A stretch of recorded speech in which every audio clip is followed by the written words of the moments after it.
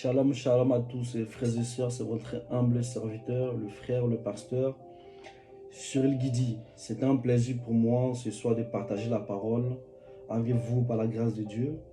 Et ce soir, je vais traiter un sujet très important. Et mon thème va s'intituler un modèle à imiter. Un modèle à imiter, avoir un modèle à imiter. Pourquoi nous devons avoir un modèle à imiter? Parce que si nous n'avons pas un modèle à imiter, ce monde va nous présenter un type de modèle à imiter. Et aujourd'hui, nous voyons beaucoup de modèles, soi-disant des modèles, beaucoup de youtubeurs, beaucoup d'influenceuses, beaucoup de coachs. Et malheureusement, nous faisons cette génération, une génération de youtubeurs. Beaucoup de jeunes aujourd'hui sont intéressés par le métier de YouTube, d'influenceurs, d'influenceuses, de coachs, etc., etc. Pourquoi? Parce que cette société nous montre comme modèle ces influenceuses, ces influenceurs, ces stars. Et malheureusement, Église, nous les enfants de Dieu, au lieu de trouver notre modèle dans la parole de Dieu, nous trouvons notre modèle dans ce monde. Beaucoup d'enfants de Dieu sont ou trouvent les modèles dans ce monde. Des influenceuses, des coachs, des stars. Et même cet esprit est rentré dans l'église. Aujourd'hui, même dans l'église, nous trouvons des influenceuses. Même dans l'église, nous trouvons des coachs, des bien-être qui prêchent et qui prêchent le bien-être. Nous ne devons plus des pasteurs, des modèles qui prêchent la sainte doctrine. Il y en a peu, mais beaucoup maintenant prêchent, sont devenus des coachs. Ils prêchent le bien-être. Beaucoup de youtubeurs, nous sommes devenus maintenant des youtubeurs, pasteurs youtubeurs. Alléluia. Le fait de prêcher sur YouTube, gloire à Dieu. Mais si ça devient un métier, nous ne sommes pas différents des gens de ce monde. Nous ne devons pas imiter le modèle que ce monde nous présente. Nous avons un modèle par excellence que la parole nous présente en la personne de Jésus-Christ de Nazareth. Le modèle parfait. Le modèle que tous les chrétiens doivent suivre. Jésus-Christ de Nazareth. Et la Bible nous dit dans Ephésiens 5, on va prendre rapidement le livre de Ephésiens 5. La Bible nous présente, nous donne le modèle que nous devons suivre. Ephésiens chapitre 5, premier verset, je vais le lire. Devenez comme des imitateurs de Dieu, comme des enfants bien-aimés. La Bible dit de devenir des imitateurs de Dieu, comme des enfants. Nous devons être des imitateurs de Jésus-Christ de Nazareth. La Bible dit que ayez les yeux fixés sur Christ. Beaucoup de personnes n'ont plus des yeux fixés sur Christ. Beaucoup de personnes ont des yeux fixés sur des pasteurs. Beaucoup de personnes ont des yeux fixés sur des influenceuses, des influenceurs, sur des stars. Et ces hommes-là, ils peuvent décevoir. Ces hommes peuvent décevoir. Mais Jésus-Christ ne déçoit jamais. Nous sommes des fois blessés. Nous sommes des fois déçus de la vie chrétienne. Pourquoi? Parce que nous avons des faux modèles. Parce que nous n'imitons pas des bonnes personnes. Et nous sommes blessés. Pourquoi? Parce que nous apprenons que ces personnes sont ceci, sont cela. Et nous sommes perdus. Parce que nous n'avons plus de repères.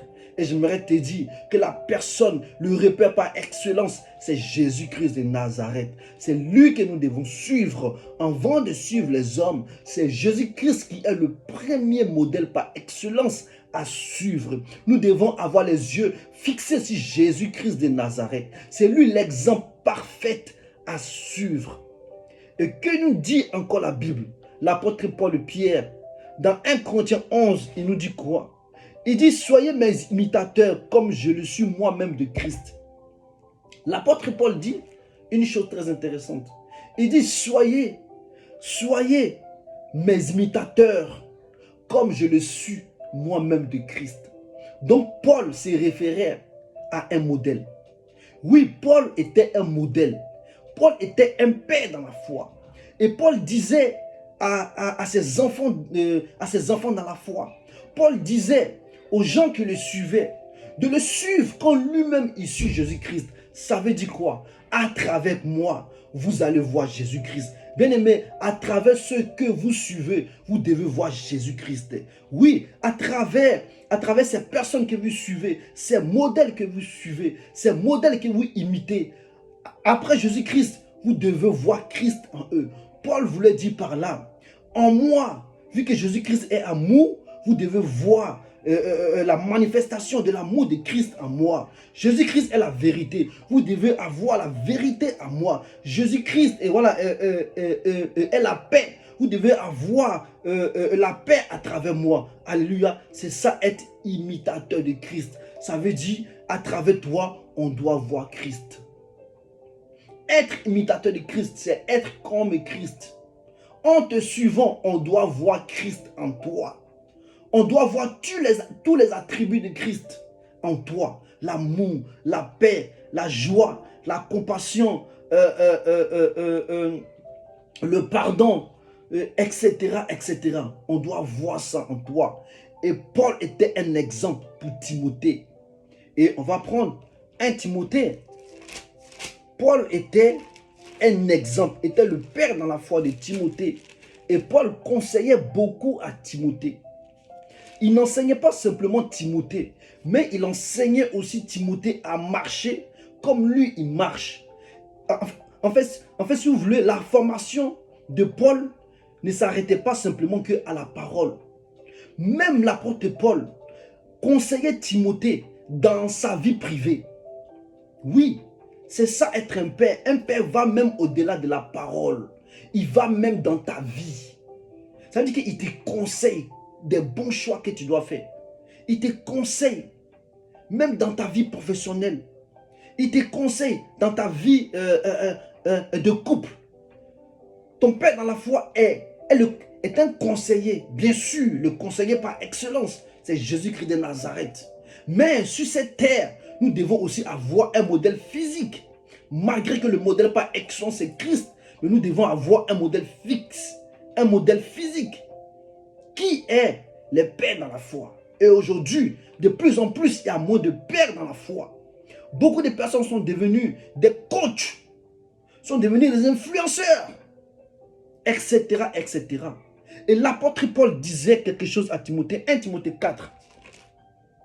1 Timothée 4, verset 12, il disait quoi? Que personne ne méprise ta jeunesse, mais sois un modèle pour les fidèles. Sois un modèle pour les fidèles. En parole, en conduite, en amour, en foi, en pureté, jusqu'à ce que je vienne. Applique-toi à la lecture, à l'exhortation, à l'enseignement. Paul disait à Timothée que personne ne méprise ta jeunesse, mais sois un modèle dans la parole, sois un modèle en conduite, sois un modèle dans l'amour, sois un modèle dans la foi, sois un modèle dans la pureté. Alléluia. Un père dans la foi, un homme à imiter, d'abord doit être un modèle dans la parole de Dieu. Oui, nous ne suivons pas n'importe qui et n'importe comment. Avant de suivre une personne, vérifie que cette personne a la parole de Dieu, a la vérité. Parce que la parole de Dieu, c'est la vérité. Si la personne que tu suis n'est pas dans la vérité, il va t'égarer. C'est pour ça que la Bible dit qu'un aveugle ne peut pas conduire un autre aveugle. Sinon les deux vont tomber dans le même trou. Qui suis-tu? Qui tu suis? Est-ce que celui que tu suis, celui que tu dis que c'est ton modèle, il a la parole? S'il a la parole, gloire à Dieu. Mais aussi, il doit la mettre aussi en pratique, cette parole. En travers ce modèle, tu dois voir la parole que lui-même il prêche. Alléluia. Paul dit à Timothée, sois un modèle en parole. Ça veut dire, il faut avoir la parole de Dieu, le réma. Parce que la parole, c'est la vérité. La parole, c'est l'eau de vie. La parole restaure l'âme. La parole guérit. Et quand tu suis une personne qui a la parole de Dieu, cette parole peut transformer ta vie. Cette parole peut changer ta vie. Nous devons suivre des personnes qui ont la parole voilà, qui ont la vérité. Pas des gens qui prêchent bien. Même gloire à Dieu s'ils prêchent bien. Mais rassis-toi que la parole a et que la personne a la parole. Même la Bible dit que les chrétiens de Bérée, quand Paul prêchait, eux ils vérifiaient ce que Paul prêchait. Ils ne suivaient pas Paul les yeux fermés.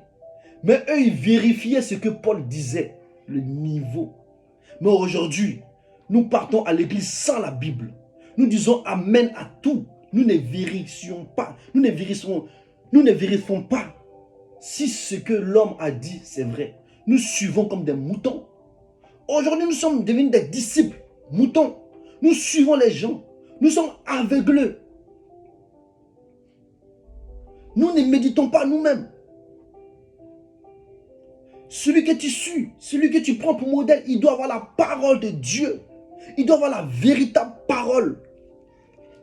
Rassis-toi que cette personne a la parole de Dieu. La parole qui transforme. Parce que si la personne a la parole, la véritable, elle va te transformer. Parce que je vous dis, il y a la bonne parole, il y a aussi des fausses paroles. La parole, les paroles de la prospérité. L'évangile de la prospérité. Tu seras, tu deviendras, etc., etc. L'évangile qui ne t'emmène pas au ciel. L'évangile qui n'est pas centré sur Christ.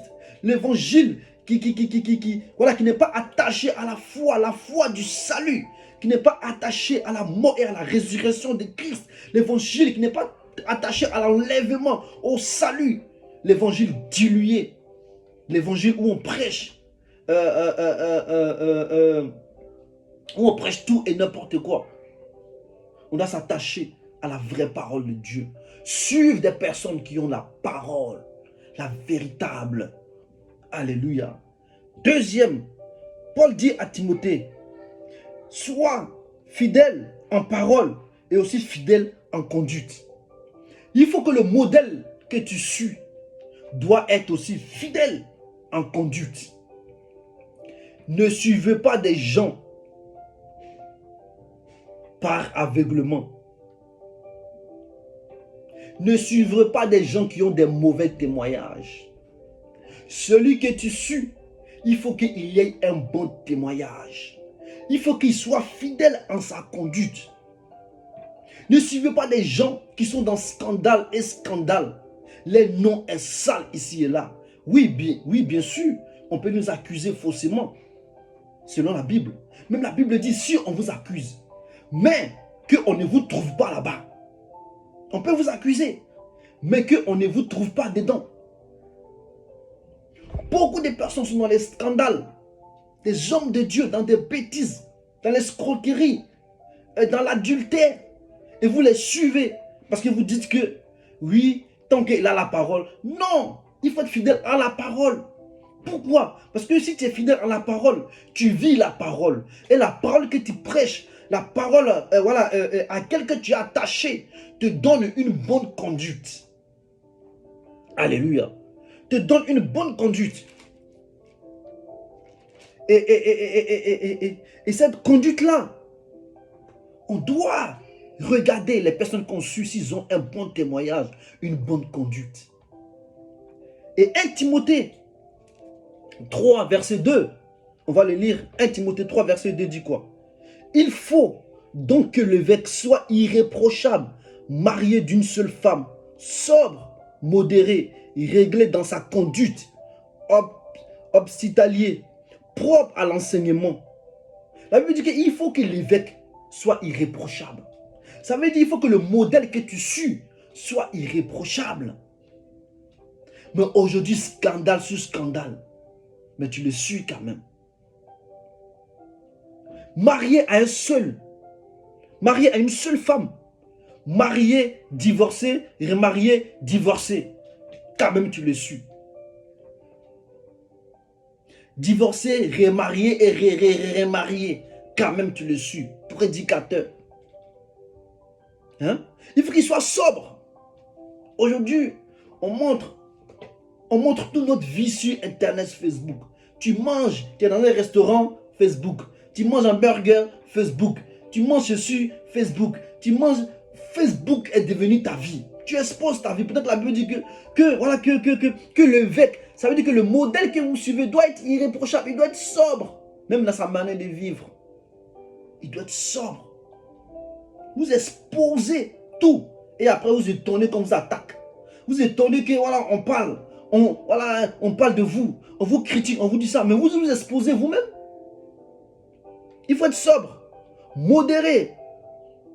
Réglé dans sa conduite. Oui, il faut être réglé dans sa conduite. Il faut être hospitalier. Il faut être plein de compassion. Réglé dans sa conduite. Et je continue encore. Être fidèle en amour. L'amour. Un modèle, un père dans la foi doit avoir l'amour. Il doit dégager l'amour de Dieu en lui. La Bible dit, le monde verra que vous êtes mes disciples lorsqu'on verra l'amour se manifester en vous. Et on verra que vous êtes mes disciples. On reconnaît les disciples de Christ par l'amour qu'ils manifestent.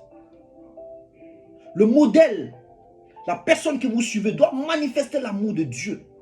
En travers la personne, on doit avoir l'amour de Dieu. Jésus-Christ, n'est-ce pas? Dans Matthieu 22, il dit une chose. Il dit le grand, le premier commandement, c'est d'aimer Dieu comme soi-même.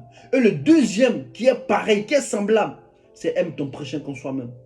On a aujourd'hui des modèles, des pasteurs qui sont remplis de méchanceté, des pasteurs qui détruisent des vies, des apôtres qui exposent la vie des gens sur Internet, qui détruisent les gens, qui prennent plaisir à détruire des familles.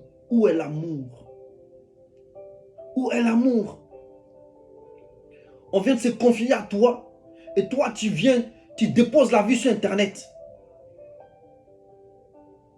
Où est l'amour? Aimer les gens. Ça veut dire qu'aujourd'hui, tout est devenu, tout est devenu intérêt. Même l'amour est devenu intérêt. Tu m'aimes, je t'aime. Tu m'aimes pas, je t'aime pas. Nous devons aimer tout le monde. Aimer les païens. Aimer les chrétiens. La Bible dit, si vous aimez ceux que vous aimez, il y a pas. Ne vous inventez pas d'aimer ceux qui vous aiment. Mais justement, aimez ceux qui ne vous aiment pas. Aimez ceux qui sont différents de vous. Manifestez l'amour. Combien de surveillants, combien de modèles supportent des âmes, pleurent pour des âmes devant Dieu. Manifeste la compassion. Manifeste la bonté. Manifeste le pardon de Dieu. Peu de personnes le font. Mais la Bible dit, Dieu a tant aimé le monde qu'il a donné son Fils unique, en fait, quiconque croit en lui ne périsse point, mais qu'il a la vie éternelle. Dieu a donné Jésus-Christ pour nous. Et nous ne voulons pas. Elle me dit que, voilà, il a plus d'amour de donner que de recevoir. Nous sommes devenus des radins. Nous ne voulons plus aider les gens. Nous sommes devenus égoïstes. Nous pensons qu'à nous-mêmes. Aujourd'hui, des chrétiens sont devenus égoïstes. Oh non. Parce que pourquoi? On dit que la dîme. En fait, vu que maintenant on dit on ne donne plus la dîme. Donc les chrétiens, ils ne donnent plus du tout. Ils ne donnent plus. Même les offrandes, ils ne donnent plus. Alléluia. L'amour de Dieu. On ne doit pas être égoïste. Cette société nous rend égoïstes. On pense qu'à nous-mêmes. C'est-à-dire que notre carré, notre famille, c'est tout. Nous pensons qu'à nous-mêmes. Nous ne pensons plus aux âmes. Même dans les choses physiques, les choses concrètes, le social, aider les gens. Aider les gens financièrement, physiquement. Donner du temps aux gens. C'est ça, un père dans la foi. un modèle à suivre. C'est celui qui se dépouille et, voilà, et qui se dépouille pour les autres. Celui voilà, qui pense sans arrêt aux autres. Celui qui manifeste l'amour voilà, en donnant. Celui qui... C'est ça, un père, un modèle dans la foi. Amen. Et aussi, être un modèle dans la foi. Tu dois suivre des personnes de foi, je vous dis. La Bible dit, quand le Fils de l'homme viendra sur la terre, est-ce qu'il trouvera encore la foi? La foi a disparu. Peu de personnes manifestent la foi. Il faut suivre des gens de foi. On doit suivre des gens de foi. Comme dans 2 Rois 16 et dans 2 Rois 6, on voit Élisée et son serviteur. Il y avait une armée qui venait attaquer Élisée. Mais Élisée était serein parce que Élisée était un homme de foi. Mais le disciple d'Élisée, le serviteur d'Élisée, il était en panique, il tremblait. Il disait à Élisée, ils arrivent, une armée vient nous attaquer. Mais Élisée dit, si tu savais l'armée qui était avec nous, bien aimé, on doit avoir des pères dans la foi, qui nous rassurent dans la foi. Reste tranquille, Jésus-Christ est là, Jésus-Christ est fidèle, il va agir, il va opérer, aie confiance, ne lâche pas. Des pères qui soutiennent des brebis, des pères qui arrachent des brebis. Élisée dit à son disciple, ne t'inquiète pas, si tu savais les gens, si tu savais l'armée des anges qui étaient autour de nous. Élisée fait une prière, il dit au Seigneur, ouvre ses yeux pour qu'il voie. Et la Bible dit que les yeux de ses serviteurs sont ouverts, il a vu l'armée de l'Éternel. Et ça l'a rassuré. Où sont les pères dans la foi? Qu'ils arrivent à montrer le chemin, qui ouvrent, qui prient. Voilà, qui prient pour la foi des autres. Qui arrachent les âmes par la foi. Des pères dans la foi. Des pères qui manifestent l'onction, la puissance dans la foi. Quand tu les suis, ta foi grandit.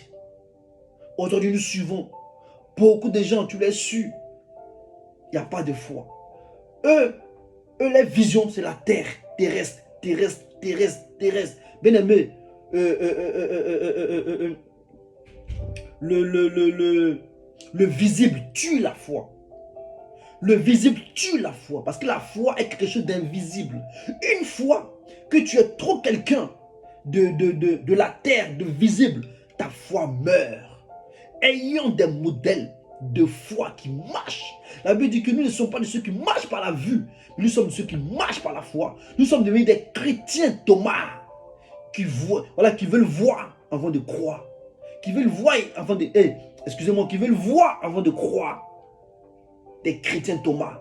Je vais toucher d'abord pour croire. Je vais voir d'abord pour croire. Je vais sentir d'abord. Je veux voir si Dieu existe de mes propres yeux avant de croire. Des chrétiens bonbons, biscuits.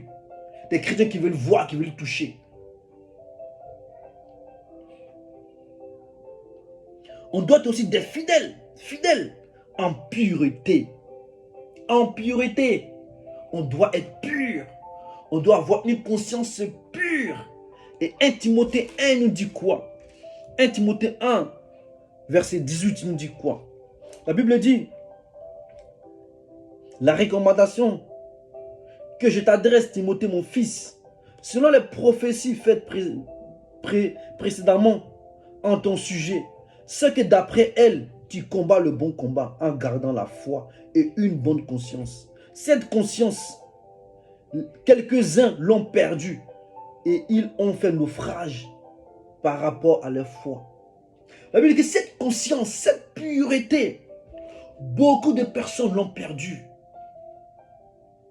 Beaucoup de personnes ont perdu la conscience qui nous garde dans la sanctification.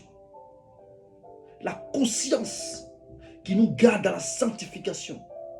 Cette conscience, beaucoup de personnes l'ont perdue et vivent dans le péché. Cette conscience, beaucoup de personnes l'ont perdue et vivent dans la fornication. Cette conscience, beaucoup l'ont perdue et vivent dans l'adultère. Cette conscience, cette pureté, beaucoup l'ont perdu. Aujourd'hui, peu des modèles dans la foi, de pasteurs, apôtres, etc., sont des hommes de bonne conscience, des hommes purs qui manifestent la sainteté. Ce monde aujourd'hui est dans un niveau d'inconscience terrible. Ce monde vit sans conscience. Ils ont une moralité terrible.